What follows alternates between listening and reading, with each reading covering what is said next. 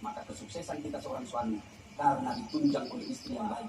Pak, berapa istrinya Nabi? Berapa? Saya kasih hadiah, siapa yang tahu berapa? Hah? Berapa?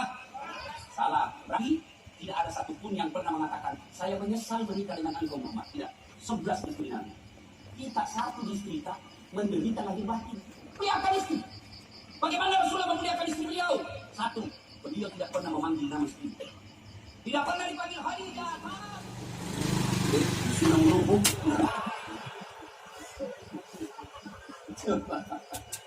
Rasulullah Sallallahu Alaihi Wasallam kebiasaan beliau setiap mau keluar rumah dia cium istrinya sebagai sedekah. Coba mulai diamalkan besok Pak. Begitu bapak mau keluar, sedekahnya suami adalah ciuman di jidat. Jadi Bu, besok kalau mau keluar suami kita, nah lupa minta ki sedekah. Pak, sedekah. Ini jangan lama-lama. Nanti tak jadi di kantor. Jom, Rasulullah, manusia, orang kaya, pegawai, apapun profesi kita, mulai besok muliakan. Cuma kita juga Ibu, jantung bisa wenang-wenang sama suami.